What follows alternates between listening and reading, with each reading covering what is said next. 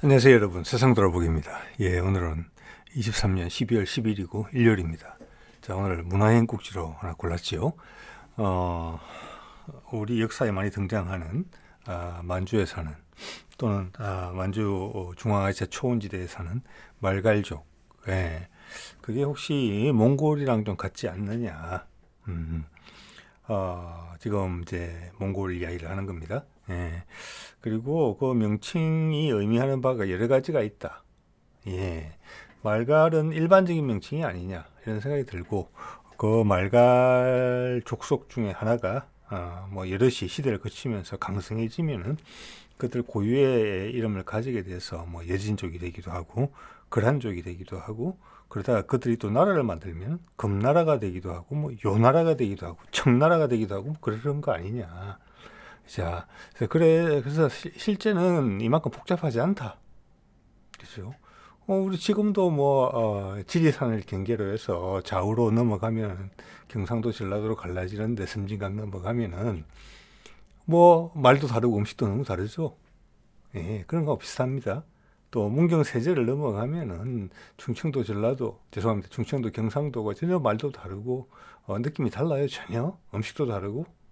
근데 훨씬 더 큰 땅덩어리에서 많은 지역에서 우리 삼국사기에서 한 1000년간 등장을 했다고 하는 말갈이라는 게, 그렇다고 무슨 특별한 국가를 형성한 것도 아니고 우리가 아는 한에서는, 우리의 역사 범위 내에서는 그게 뭐 그러면 일반 명사지 않느냐 그게. 근데 힘이 가질 때면은 그게 독특한 이름으로 불렸다. 그들의 자부심이 심어진 이름이. 그리고 그 영향은 동부가 만주에 국한되지 않았고 저 유럽까지 영향을 미쳤다. 그들은 또 다른 이름으로 부른다. 근데 이때까지 그런 시도가 없었던 것 같아요. 자, 이때까지 지난 200~300년간 산업혁명을 주도한 유럽이 모든 부분에서 이제 세팅을 했죠. 그래서 역사 부분에 있어서는 지금의 터키 이후에 동쪽으로, 우랄 산맥 동쪽으로 이동을 잘 안 했어요. 왜? 그들이 생각하는 위대한 서방의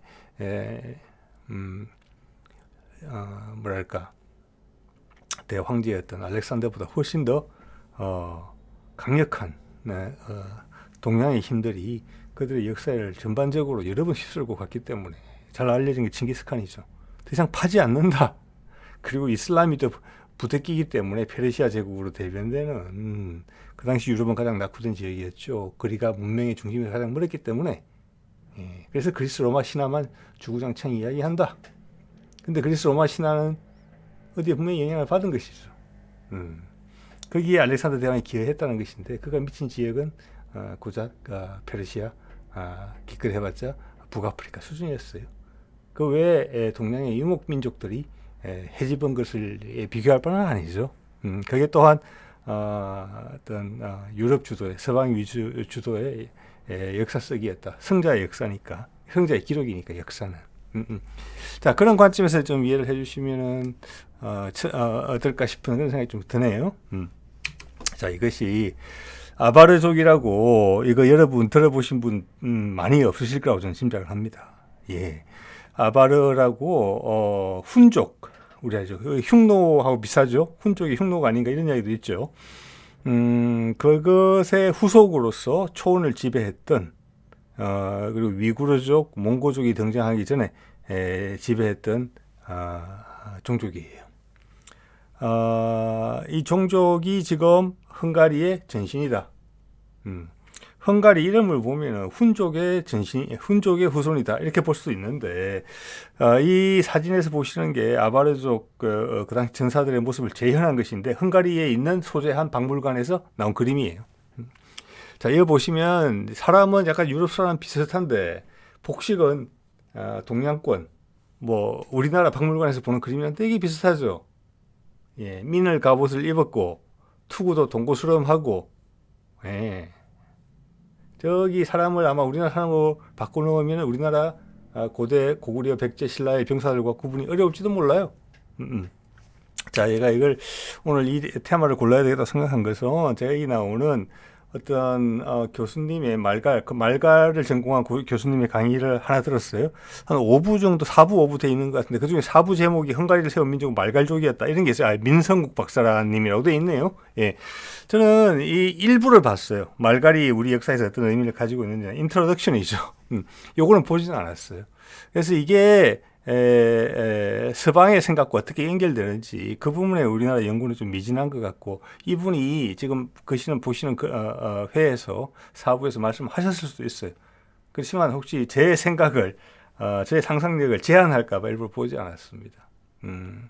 자, 이거는 역사학자들 같은 경우, 연구자들 같은 경우는 기록에 증거에 근거를 해서 말씀을 해야 되지만 우리 일반인들은 좀 더 상상력을 발휘할 수 있잖아요. 네. 자, 그런 취지로 이해를 해주시면 좋을 것 같아요. 자, 그래서 일단 헝가리하고 아바르는 연계가 되어 있는 것 같다. 헝가리가 스스로 자임하는 부분이 있다. 자, 이런 말씀 드릴 수 있을 것 같고, 이거는 그 아바르의 투구다. 예. 앞에 코 가리개 부분만 빼면 우리도 있었는지 모르겠어요. 제가 봐서는 가야나 고구려의 투구랑 엄청나게 비슷하다. 저걸 저 당시 기술로 여러 철갑을 지금 붙여서 만든 거거든요. 철편을. 그리고 위에 꼭지도 동그랗게 씌운 거예요. 그러면서 곡선을 잡았어요. 예, 예. 그리고 옆에 이제 턱 가리개 정도 내려오는 부분은 이거는 실제 이제 모델을 참고했겠죠.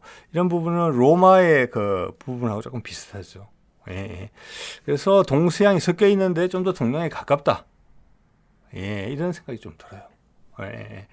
그래서 상당히 비슷하네. 예, 이런 생각을 제가 했고, 자, 유럽을 휩쓸어는 동양 유목민의 흔적은 공식적으로 구체적으로 나타난 것은 훈족이에요. 우리가 흉노라고도 생각을 하는. 그리고 그 전에 뭐 스키타이 쪽이 있었지만 그에 대해서는 저게 북방에서 내려온 민족이라는 것은 분명한데 유목민이랄 가능성이 저는 높다고 봅니다만은 뭐 증거는 좀 훈족에 비해서는 부족한 것 같아요. 훨씬 더 이전이니까. 그래서 역사 기록이 잘 남아있는 동양계 유목민이 유럽을 휩쓴 것은 훈족이 처음이에요. 여기 보시면은 지나간 게 한 300년에 걸쳐서 유럽을 휩쓸고 간 거예요. 그 당시는 지금하고 다르죠. 진격하는 속도가. 예. 그래서 볼가강이면 이제 러시아를 흐르는 주요한 강이죠. 볼가강 저기부터 대충 저기도 아주 유럽은 아니죠, 사실은. 옛날 기준으로 보면은. 자, 158년에 처음으로 인지가 됐고 볼가강을 건넌 게 볼가강 서안으로 넘어온 것이 360년, 그럼 430년에 중심부. 그 밑에는 그 당시 로마 제국이 있었던 것 같고, 그래서 많은 이 지역에 있던 사람들이 이제 로마로 좀 피신을 하는 그런 상황이 초래됐다고 합니다. 이태리 쪽으로. 그리고 451년에 지금의 프랑스 지역까지 진출을 했어요. 프랑스 독일 지역까지. 유럽을 휩쓴 게 맞죠. 이것이 이미 진출한 지역은 제가 보기에는 알렉산더 대왕이 진출했던 지역보다 이미 넓어요. 근데 그것을 유럽의 사학계에서는 그렇게 홍보하지는 않는 거죠. 자, 이 사진은 훈족의 가장 유명한 왕 아틸라. 우리는 잘 모르죠. 근데 유럽에서는 상당히 유명하더라고요. 아틸라 왕을 재현한 겁니다. 딱 보면은 제가 여러 가지 사진이 있는데 그 당시는 이제 막 악마로 묘사가 됐거나 서양인의 얼굴을 가졌거나 그래요. 당시 기록을 보면은. 그런데 이제 이것이 동양인임을 묘사했기 때문에 지금 우리가 옛날에 몽골족 우리 원나라 침입을 받았을 때 그때 몽골 병사들의 모습과 상당히 유사한 것 같아요. 이 활도 복합 소재 궁으로서 즉 나무랑 한 두세 종류의 나무, 가죽, 그리고 뿔 이런 걸 합해서 짧지만 아주 강력한 탄성을 가지고 있었고 말 위에서 쏠 수 있게 짧은 궁이었죠. 이게 지금 우리나라 궁도 이렇잖아요. 활도. 그래서 이게 아틸라입니다. 그리고 동양인인데 서양에서 훨씬 유명해요. 그래서 이 사진만 딱 보면 이게 중앙아시아 출신이구나. 중앙아시아 쪽에서도 동방 쪽이구나. 이걸 이야기하고 있습니다. 이게 흥미로운 게 여기 보면은 이거 궁금하신 분은 이게 제목을 넣으면 나옵니다. 훈족의 후계자 아바스족이라고 나와 있어요. 아까 헝가리의 조상이라고 생각이 되는. 여기도 중앙아시아 동쪽 출신이고, 이 밑에 보면은 뭐 독일의 막스 프랑크 연구소에서 DNA 조사를 했더니 그 당시에 이제 왕의 무덤이나 귀족의 무덤에 DNA를 조사를 했더니, 즉 상층부의 무덤을 조사했더니 중앙아시아 동쪽이다, 즉 만주 쪽이다, 쉽게 이야기하면 그래요. 예. 거기 출신이더라, 아바스족도. 예, 이런 이야기인데, 이게 재밌는 게, 제가 오늘 이제 이 영상을 해봐야 되겠다고 생각이 됐던 게, 터키 아시죠, 터키? 지금 아나톨리아 반도에 있는, 아나톨리아에 있는, 동양의 끝이죠. 서양과 접하고 있는, 이스탄불이 있고. 그 터키가 자신들의 원료, 최소한 언어학적으로 원료를 아바스에서 찾고 있어요. 예. 그리고 터키의 사람들이 이야기를 해요. 우리는 중앙아시아에서 왔다. 알타이 산맥에서 왔다. 예. 그 전신이 아바스다. 이렇게 이야기를 하는 거예요. 예. 그래서 그들이 우리 보고 형제의 나라라고 하는 겁니다. 이들 언어의 특징은 뒤에서 잠깐 말씀드리겠지만 우리랑 어순이 같아요. 예. 알타이계 어족, 중앙아시아 어족. 여태까지 뛰어난 국가가 최근 이제 뭐랄까 근대에 들어와서 나오지 않았기 때문에 이들 역사와 문화를 충분히 살피고 서로 연결 지을 수 있는 노력을 해본 적이 별로 없거든요. 이제 그게 되는 거예요. 그래서 훈족 다음에 가장 크게 영향을 미치는 게 아바스다. 유럽에도 큰 영향을 미쳤다. 그게 터키의 뿌리다. 이렇게 이야기를 하는 거예요. 즉 터키가 지금은 그쪽에 있지만, 지금 이슬람이지만 외모는 거의 서양인에 가깝지만 아랍인과 서양인의 중간이죠. 예. 그렇지만 자기들의 뿌리는 훈족과 같이 왔다. 그런데 아까 국내 대학에 계신 한 교수님이 말갈족이 아바스다 이렇게 이야기하는 것 같은 거예요, 지금. 맞죠? 예, 그러면 앞뒤가 맞아요, 지금. 자, 터키의 뿌리라고 돼 있고, 여기 보면 아바르 제국, 아바르 카네이트라고 하는데, 카네이트가 뭐냐면 칸의 땅이라는 뜻이에요. 칸의 땅. 예. 이게 이제 한 3, 4세기 정도부터 이제 등장한 것 같은데, 이 뿌리는, 여기 보시면 오른쪽 끝머리가 우리 여기 산둥반도하고 저기 대련이 있는 그 반도예요. 예, 오른쪽 저는 뭐 고구려 이런 시점이에요, 지금. 고구려 백제 신라 초기 형태쯤 되는 거예요. 이 지도는 엄청나게 정확하지는 않은 것 같습니다. 그런 면에 봤을 때. 그래서 아바르 제국이 있었고, 지금의 몽골이 있는 지역이고, 저 위에는 바이칼 호수가 있는 지역이에요. 여기가 제비를 했다. 그리고 이 문명의 뿌리는, 근원은 어디서 왔느냐? 저 알타이 산맥, 가운데 제가 빨간 동그라미 해놓은데, 알타이 산맥 쪽에서 출발한 것이다. 저는 우리 민족의 뿌리도 우리 문명의 뿌리라고 해야 되겠죠. 예, 저는 더 이상 DNA 이야기는 별로 안 맞는 것 같아요. 제가 봐서는. 문화의 뿌리, 이것이 핵심이에요. 그 문화가 전달되어 오면서 그게 동화를 받거나 그게 동조한 사람들이 계속 그 문화적 전통을 이어왔다. 예, 그게 내 것처럼 느낀다. 그럼 한민족이 되는 거예요. 그러다 보니까 우연히 인종도 비슷하네. 인종이 다를 수도 있는 거고, 우리 고조선 시대 그리고 삼국시대까지만 하더라도 여러 연맹체적인 성격이 엄청나게 강했어요. 그냥 다양한 민족들이 있었죠. 말갈족도 그 중에 하나예요. 예, 고조선의 뿌리가 힘이 셀 때는 그 밑에 복속도 있었어요. 그래서 고조선이 붕괴되고 중국과의 파워 게임에서 붕괴됐으니까 그들은 다시 야생으로 돌아갔죠. 그건 부도지나 환단고기에서 나오는 이야기예요. 역사학자들은 그런 말씀 잘 안 하시겠지만, 그래서 제가 다시 초원으로 돌아갔어요. 문명을 버리고. 네. 그래서 이런 판국이 벌어졌다. 이런 해석이 가능할 수 있다고 저는 보는 거예요. 네. 그래서 터키가 자기들의 뿌리를 알타이 산맥이라고 봐요. 그래서 우리랑 뿌리가 비슷해요. 자, 그래서 아바르 카네이트, 칸이라는 단어가 상당히 오래됐다는 걸 알 수가 있어요. 자, 이것을 팽창을 하고 내부에 분란이 발생하면서 얘들이 서방으로 힘이 세지면서 서방으로 밀고 옵니다. 네. 자, 그래서 웨스트 이제부터는 터크라는 이름이 나오죠. 4, 5세기 전성기를 맞아요. 예, 그래서 지금 터키는 터커, 곡이 저기 뭐 하늘이라는 뜻이래요. 저때 트루키에라는 말이 처음 나와요. 즉 위치가 원래는 뿌리가 저렇게 알타이 산맥, 초원 지금 몽골 지역이라는 거예요. 그러다가 힘을 확장해서 서쪽으로 옮겨온 거예요. 이만큼. 자, 그런데 그 다음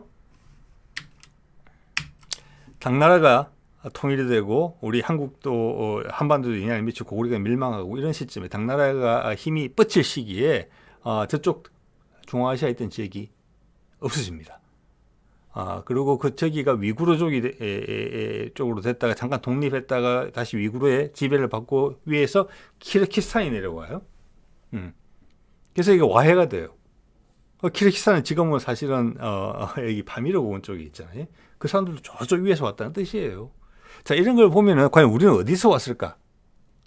우리 인종의 뿌리 말고 우리 문화에 우리가 우리라는 정체성, 우리 말, 언어, 그리고 우리가 생각하는 옳고 그름 이런 부분이 있죠. 그 정체성을 가진 것들이 어디서 왔을까? 아주 멀리서 왔을 수 있다고 생각할 수 있는 거예요. 터키를 보세요. 원래 우리 이웃이었단 말이에요. 아까 그 교수님 말씀대로 말갈족일 수도 있다는 이야기를 한 거 아니에요. 예. 자, 그래서 기본에 원래 있던 아바르족은 쫓겨와서 이렇게 밀려온 거예요. 저기가 결국은 헝가리에 정착을 했다는 거예요. 예. 그리고 저기는 당나라에 밀리고 위구르에 밀리고 키르기스탄에 밀려서 이 서방 원래는 확대된 지역이었던 서쪽 터키가 다시 이동을 해서 여러 역사적인 질고 끝에 지금의 터키에 정착을 했다는 거예요. 그게 11세기 정도 돼요. 즉 11세기까지는 터키 땅에 좀 다른 민족이 살고 있었다는 거예요. 네. 자, 그리고 이게 그 당시 터키, 그래서 그때 이제 우리한테는 돌궐로 좀 알려져 있죠. 그때 이제 돌궐이 저기 지배하던 저 시절, 아바르가 지배를 하던 저 시절도 이미 그 당시에 카라코름이 수도 역할을 했어요. 그게 몽골의 수도 역할을 했죠. 성스러운 곳이죠. 카라코름이. 예. 가라꼬리죠. 예. 그때도 이미 몽고 전에 쿠릴타이가 이미 있었어요. 이미 대제국이었거든요. 그때 어쨌든 통신도 약하고 뭐랄까 수송 교통도 약할 때잖아요. 그래서 쿠릴타이를 통해서 중요한 결정을 했다. 쿠릴타이는 뭐냐? 칸들의 회합이다. 저 문화가 몽골로 이어진 거예요. 몽골에서 처음 생긴 게 아니고, 즉 터키가 이 길 차지하고 있을 때 먼저 했던 거예요. 터키 이전에 아바르가 했을지도 몰라요. 이거는 유목민의 전통이다. 이렇게 보셔야 돼요. 우리한테도 유목민의 흔적이 많이 남아있죠. 예. 그런데 여기를 이제 당나라가 강해지고 위구르가 올라오고 위에 키르기스탄이 내려오고 이러면서 유럽의 저쪽으로 쫓겨갔다는 거예요. 서아시아의 끝으로 쫓겨갔으니까 도망간 거죠. 또 원래 주인이었던 그 앞자리를 차지하고 있던 아바르는 더 밀려서 유럽의 내부인 헝가리까지 갔다는 거잖아요. 예. 그런 얘기를 하고 있는 겁니다. 예. 자, 이 보면은 제가 참고한 영상에 보면은 알타이 언어는 뭐 퉁구스가 있고 투르키계가 있고 몽골계가 있는데 이 언어들의 특징, 알타이계의 특징은 뭐냐면은 우리하고 어순이 같다는 거예요. 문법이 같은 거고 뒤에 뭐 명사 뒤에다가 얼, 널, 가 이렇게 붙여서 바꾼다는 거예요. 그게 공통적인 거예요. 그래서 이들 나라 말들은 서로 간에 배우기가 편하다. 중국말은 엄연히 다르죠, 우리랑. 중국말은 우리말과 영어 사이쯤 된다고 봐요, 저는. 분명히 동양의 영향도 많이 받았어요. 제가 중국말을 한 달 정도 배운 적이 있습니다. 조선족 선생님한테. 그때 느낀 거는 이게 영어 아니다. 오히려 한국말적인 어순도 상당히 많이 있다. 근데 좀 섞였다. 표현이. 애매하다, 상당히. 규정하기 어렵다. 네, 이런 느낌을 받은 바가 있었습니다. 네. 자, 이 서양인들의 시각에서 봤을 때 좀 전에 보여드린 지도들하고 언어학 계통 분류는 이슬람의 뿌리를 설명하는 그런 채널에서 가져온 건데 지금 이제 터키는 이슬람 국가로 포함되어 있기 때문에 터키에 대한 분석을 해준 그런 이제 영상이었거든요. 어쨌거나 그들의 입장에서 본 대로 설명을 하자면은 돌궐이 중앙아시아를 지배하고 있다가 다 밀려났다. 그다음 무주공산이 됐다. 예? 그 한동안 거기 빈자리로 있었다가 거기에 그들은 이제 저쪽 서아시아 끝으로 간 것이죠. 그다음 등장한 게 누구냐? 몽골이다. 예. 그래서 제전에도 한번 소개를 드렸는데 이 슬라이드가 의미하는 바가 커요. 이런 맥락에서 보니까 더더욱 사실과 가깝겠다는 생각이 들어요. 이게 무슨 논문을 설명하는 그런 이제 슬라이드에서 나온 건데 이게 뭐라고 되어 있느냐면은 여러분 몽골 하면은 초원지대 말 타는 그런 민족으로 알고 있잖아요. 그게 아니라는 거예요. 제목이 적혀져 있죠. 몽골족의 유목 및 전업, 원래는 산에 살던 사람들이에요. 산에 살던. 예, 오른쪽 8, 9세기 저기 살다가 살금살금 나온 거예요. 계속 산으로 해서 나왔어요. 그러다가 평지로 나온 건 11세기, 12세기예요. 예, 그래서 산속 민족이었다가 산악 민족이었다가 평지 민족으로 바뀌면서 지금 그렇게 사는 거예요. 양치고 말치면서 즉 몇백년 만에 바뀌었다는 거예요.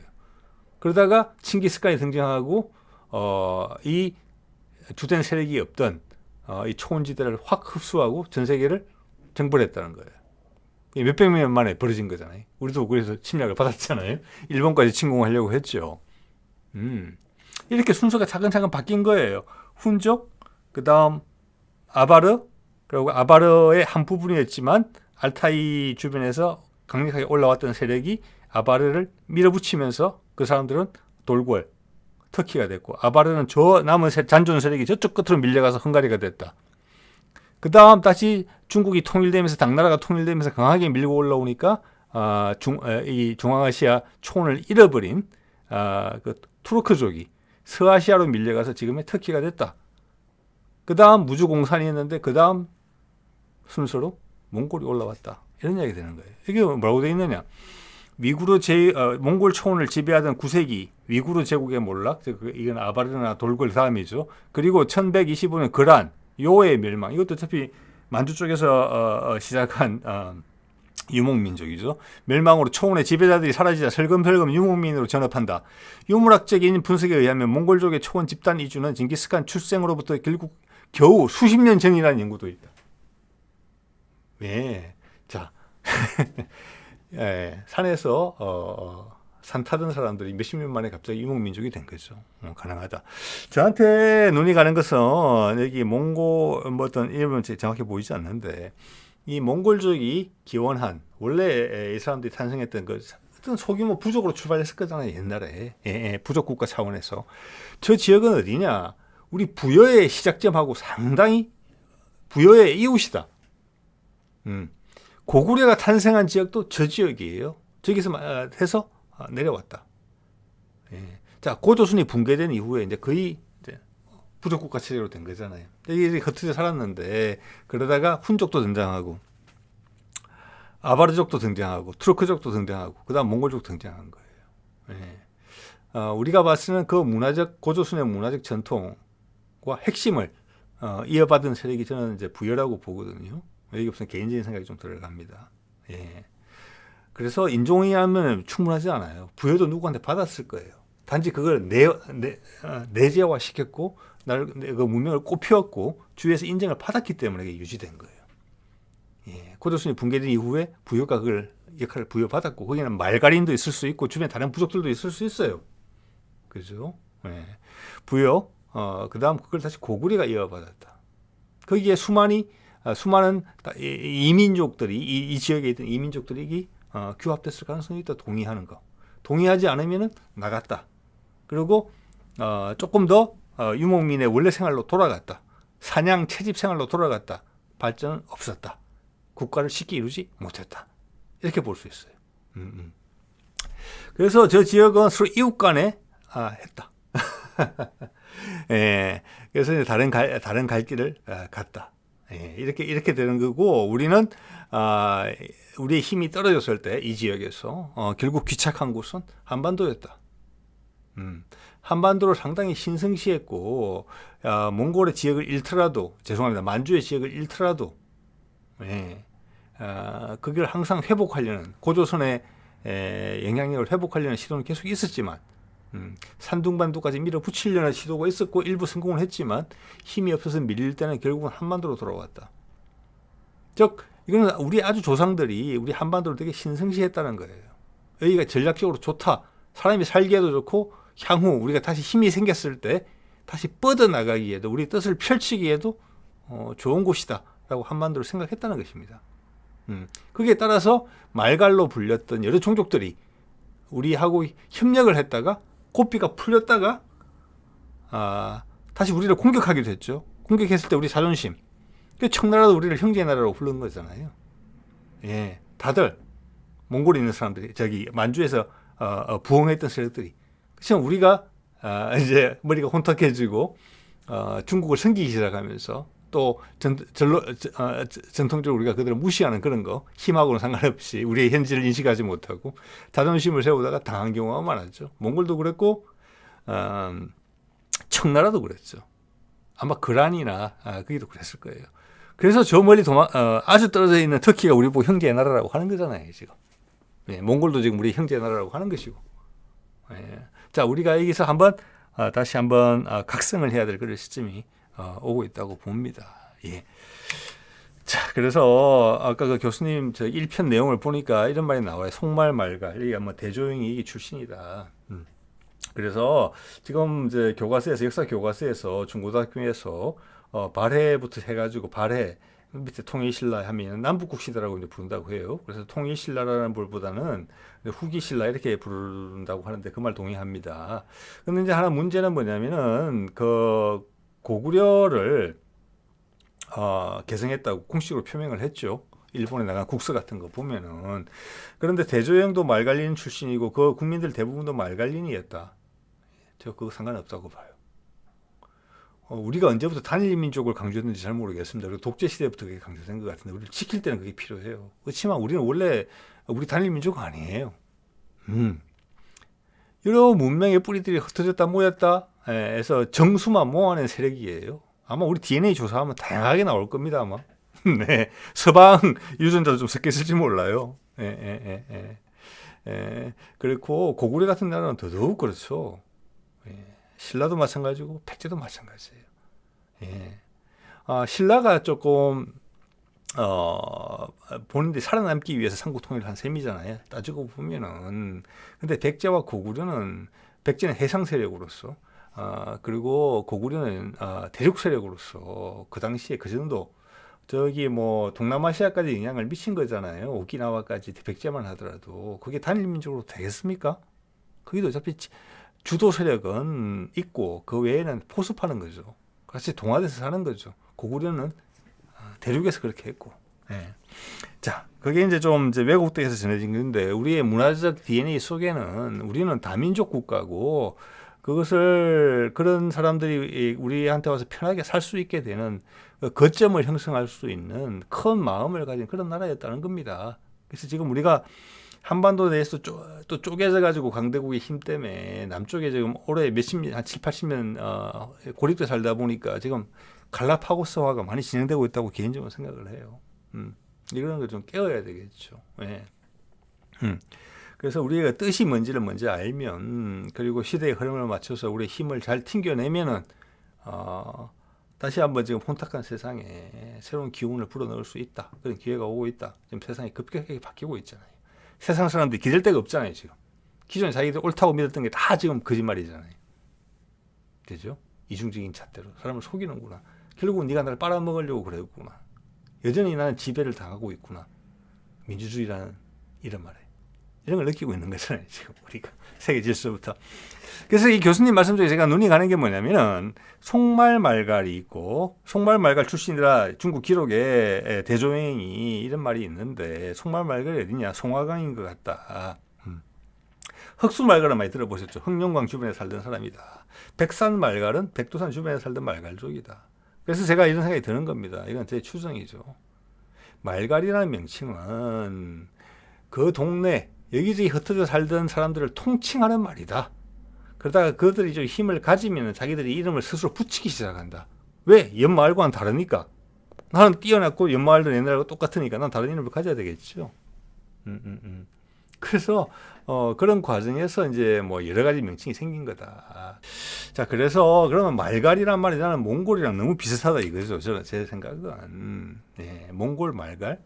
저거 어차피 한자로 차음한 거거든요. 그래서 몽골하고 읽으면 몽골 사람들 상당히 언짢아하죠.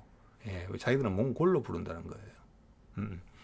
그래서 저는 처음에 이 말이 어디서 나왔을까? 이게 과연 중국 세력과 고조선 세력을 양분을 한다고 했을 때 과연 만주에 있던 이 말갈 세력들이 여진족도 나오고 여러 나라들이 나왔지만 엄청나게 큰 문제예요. 이게 예?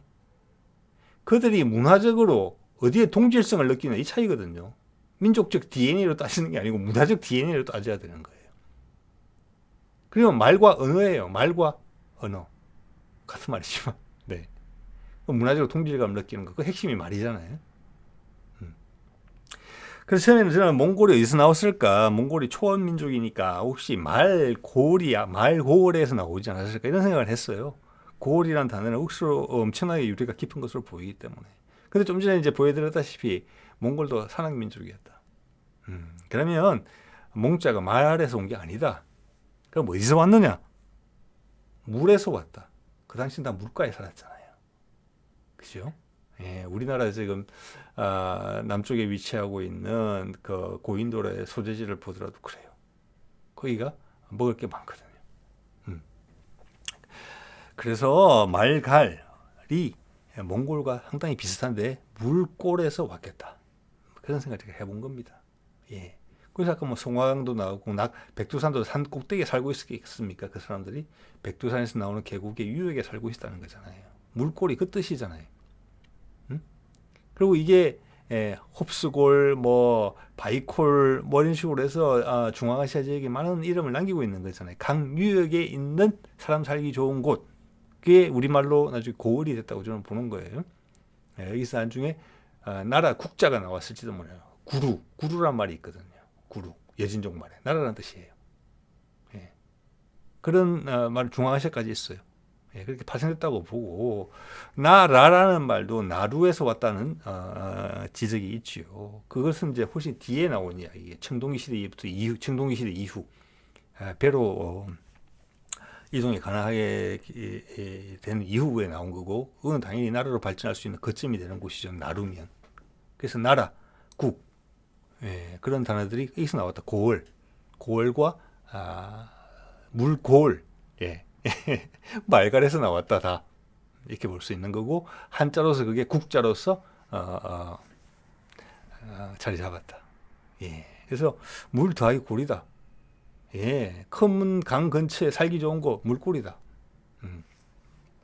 이런 생각이고, 제가 그래서 물골을 한번 카카오맵에다 쳐봤습니다. 했더니 여러분도 많이 들어보셨을 거예요. 물골이라는 단어를 심심치 않게 105개가 검색이 됐어요. 첫 번째 나오는 게 독도에도 물골이 있더군요. 예. 자, 그래서 이제 이런 생각을 해보는 겁니다. 그러면 그게 뭐 말갈린이 대다수를 구성을 했는데 우리 입장에서 보면 오랑캐인데 거기가 만든 나라, 그리고 그 수장도 말갈인 출신인데 발해라는 나라를 우리 역사에 포함시켜야 되느냐? 그게 전혀 필요 없는 이야기라는 거예요. 우리도 말갈인도 있고 여러 가지 피가 섞여 있지요. 단지 우리가 동일이라고 느끼는 것은 말, 언어, 그리고 문화적 동질감을 가지고 있기 때문에 그런 거예요. 근데 그들의 말이 우리 말과 같다? 그들의 지명이 우리와 같다? 그러면 딱 중요한 순간에 만나면 아마 우리라고 느낄 거예요. 예, 이런 거죠. 예를 들어서 우리가 북한하고 엄청나게 좀 적대적 관계를 유지하고 있지만 만에 하나 어떤 사건으로 뭐 예를 축구 경기를 한다고 봅시다. 뭐 월드컵 예선 뭐 이기냐 지냐에 따라서 본선 가느냐 못 가느냐 이런 게 달린 상황에서 북한과 일본이 붙었다. 누굴 응원하시겠습니까? 예, 그런 순간이죠. 그런 거 이런 게 다 녹아내리는 거예요. 자, 그렇게 따지면은 누가 뭘 계승했느냐라는 부분이 상당히 중요해요. 아까도 말씀드렸지만 발해는 분명히 일본에 보낸 국서에서 우리는 고구려를 계승했다고 이야기하는 것이고, 그는 부여를 계승했다는 이야기고, 그 위에 고조선이 있다는 걸, 고조선을 계승했다는 것이고, 우리가 기회만 된다면은 고조선의 고토를 회복해야 된다는 것이고, 우리는 중국에 지금 기회를 잡아서 올라온 저 세력들보다 우리는 훨씬 더 훌륭했다. 그런 기회를 가지고 있다는 자부심이 다 포함된 거잖아요. 그래서 신라가 멸망하고 고려가 등장했을 때도 고려라는 이름을 그대로 물려받은 거잖아요. 예, 그런 겁니다. 뭐 조선 시대 와서는 그게 그 조선은 슬픈, 우리 입장에서 보면 되게 기억하고 싶지 않은 500년간의 왕조예요, 사실은. 우리한테 제일 가까워서 많이 남아있지만 흔적이 역사적으로 보면 그렇다는 말씀입니다. 자, 이거 한번 볼까요? 그 흔적이 그 칸이라는 단어가 상당히 오래부터 있었다. 그것은 중앙아시아에서 사용되던 언어다. 저는 그렇게 생각을 합니다. 예. 중국 쪽을 한족이라고 그러잖아요. 우리나라 한국이라고 그래요. 다 한자는 다르죠. 그래서 아무 의미 없는 한자예요. 앞에 한자는 양쪽 다 한은 칸에서 온 거예요. 네. 저게 지역에 따라서 터키 쪽에 가면 카간이라고 썼었어요. 카간. 저는 저때 문화적으로 이쪽에 훨씬 우위에 있었기 때문에 영어에 킹이라는 단어도 여기서 왔다고 봐요. 예, 예. 이 말은 뭐냐면은 큰 족속이라는 뜻이고 우리나라도 큰 나라라는 뜻이에요. 큰 나라. 자, 큰 나라인데 우리가 민족적으로 단일하다, 뭉쳐야만 산다 이런 게 아니라는 거예요. 큰 나라는 지금으로 말하면은 제국을 뜻하는 거예요. 수많은 반개의 족속들을 거느리고 있던 큰 뜻을 가진 나라였다는 뜻이에요. 한국이라는 나라가. 자, 그게 너무 그 말이 너무나 그 당시에는 유행하고 멋진 말이었기 때문에 중국 민족들도 자기 민족 이름 한족이라고 붙인 거예요. 예. 즉 유목민족 것을 베낀 거죠. 예. 저는 우리가 원류라고 생각합니다. 그런 면에서는 더더욱 문화적인. 자, 그래서 말갈, 물골이고 물고리고 이게 몽골도 그렇게 됐다. 예, 자, 그게 여진족이라는 이름을 가질 때도 있고 그들이 힘을 가지면은 그란이 되기도 하고 뭐 흉노가 되기도 하고 훈족이 되기도 하고 아바르가 되기도 하고 이런 거 아닌가 이런 생각을 감히 해본다는 겁니다. 예. 그래서 재미삼아 한번 해보면은 저는 예전에 한두 번 드린 말씀 같은데 상감마마 임금을 부르는 말이죠. 임금이라는 말도 참 예쁜 것 같아요. 상칸이란 말이 있어요. 왕칸이란 말도 있고 왕 중에 왕이라는 뜻이에요. 상감, 감은 칸이죠. 예. 마마는 뭐냐? 극존칭입니다. 예. 칸이 있기 전에 있었던 위대한 존재. 마마님, 마님, 대감 마님이죠. 저게 이제 기독교에 가면 메리죠, 메리. 메리가 되고 예수의 어머니가 되는 거고 우리 입장에서는 마고로 남은 게 있고 머리라는 것이 옛날에는 전혀 다른 의미였던 것 같아요. 지금하고는. 그래서 우리나라 전국에 신령스러운 산에는 다 마리자가 많이 붙어 있어요. 마이산, 마리산 찾아보시면 여러 개 나옵니다. 예, 그래서 상감마마는 그런 의미예요. 예, 좋은 말 다 갖다 붙인 거죠. 왕 중에 왕이시고 최초의 최초의 문명을 다스리던 여왕의 이름까지 붙인 거예요. 자, 그래서 마지막으로 이걸 이 말씀 한번 드리고 싶어요. 그래서 많이 길어졌는데 문화임 36편에서 말씀드렸죠. 백제 알타이 산맥에서 찾은 백제 이름 의미라고 해서 백제, 백잔이라고 또 불렀죠. 그게 비하하는 말이 아니다. 실제 백잔이라고 불렀을 수도 있겠다. 우리 카잔이 있죠. 러시아에 가면 카잔 딱 나오죠. 큰 잔이잖아요. 잔. 백잔은 뭐냐? 바이칼의 바이다. 되게 신령스럽고 풍성하고 신의 선물로 받은 풍족함이다. 100가지. 그리고 또한 밝은 것이기도 하고. 그래서 백제는 이미 이름에서 단순히 뭐 산둥반도 근처에 있다, 지금 바레만 근처에 있다가 한반도 남쪽으로 들어와서 자리를 잡은 그런 이제 사람들이 아니고 그 당시 이미 해상 무역을 주도하는 상당히 열려 있는 거대한 나라였다.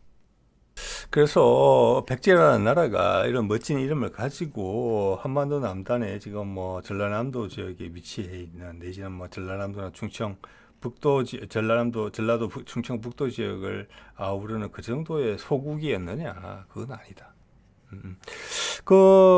이제 아까 그 뭐 교수님 내용을 보니까 이미 학계에서는 그거는 인정하는 것 같아요.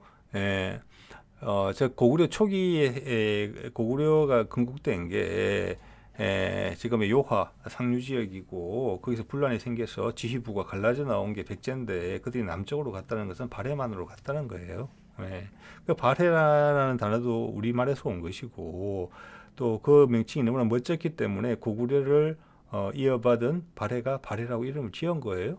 그게 중국 사람이 지은 땅이고 지은 이름이고 옛날부터 중국 땅이었으면은 우리가 나라 이름을 발해라고 지었겠습니까?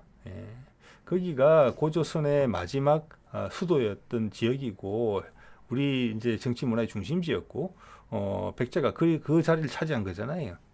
자, 거기 있다가 여러 여건 그리고 해상 국가로 많이 발전했지 않았나 싶어요. 그래서 한강하구로 들어왔다. 그래서 일본, 중국 밑에 동남아까지 가는데 훨씬 더 적절한 곳이었다. 그리고 우리 조상들이 고조선 이래로부터 고조선 아니면 그 전부터 한반도라는 땅을 점 찍었던 곳이다. 너무나 좋은 곳이다. 그래서 뭐 이전했다고 저는 봅니다. 예, 안전하고. 예. 자, 그래서 지금 우리가 그 당시 우리 조상들에 비해서 우리의 마음이 너무 편협되어 있다. 예.